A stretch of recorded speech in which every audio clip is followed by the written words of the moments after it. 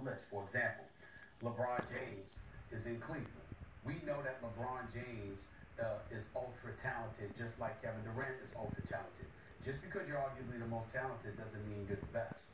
There's a lot of components that go into being the best. One's your talent, the other's your leadership, the other's your ability to withstand duress and fight through it and work through it and ultimately get yourself to the promised land.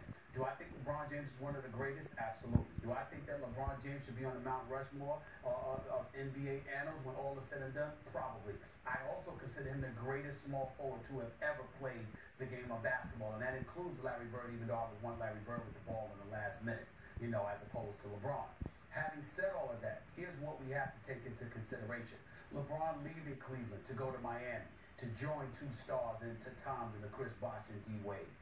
LeBron leaving from South Beach to go back to Cleveland and bringing about 5 or 6 starters from other teams with him, for crying out loud. Those are the kind of things that we can't ignore either. We also have to remember that the maturation process that it took him to get to this point, MJ had it from the first time he was in the finals. So did Kobe to a lesser degree. And speaking of Kobe, whereas LeBron came into the league at age 18, Kobe came at age 17. LeBron was an instant starter. Kobe Bryant was coming off the bench. LeBron James was the chosen one. Kobe was not only coming off the bench, but Kobe had to work his way up, being a 6th man and ultimately being a starter, and then being the second fiddle behind Shaquille O'Neal and adapting to all of those things before he became the man. So there's a level of duress, there's a terrain that he had to maneuver his way through in order to elevate himself to being arguably the 2nd greatest off guard in the history of basketball behind Michael Jordan in some people's eyes. All of those things are things that we have to take into consideration when we start talking about LeBron James being the GOAT. And also, while we keep that in mind, Max, let's also remember why we're having this conversation.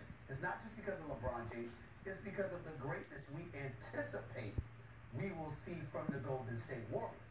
What if the Golden State Warriors get to the finals and wet the bed? What if suddenly they can't hit open shots? What if suddenly you see them get credit for that if that happens? If that will panic. I want to address a lot of what you said. First of all, for the LeBron fans who hadn't seen Jordan, he never beat great teams and LeBron's beating great teams.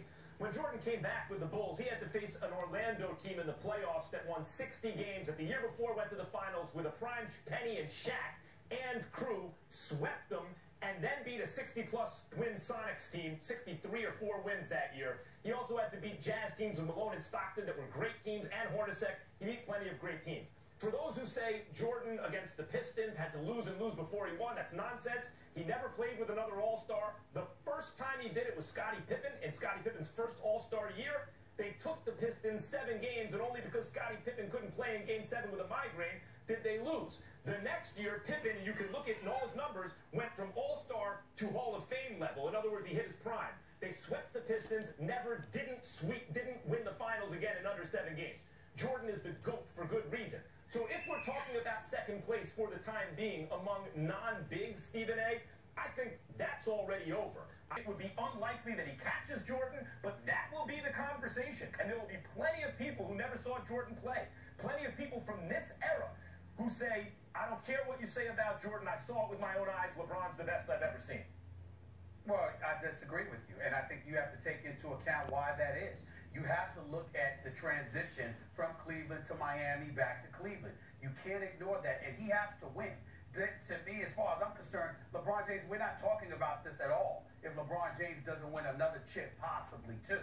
I mean, that's what this comes down to. It's not like we're going to sit here and give him that level of praise without the championship. All of your points are valid, and that's one way to look at it. What I'm trying to say is that, again, you being the most talented doesn't make you the best. That duress that you have to endure, that he avoided, in terms of having to carry a franchise on his back, staying in the same city, not pairing himself with marquee talent and all of those kind of things.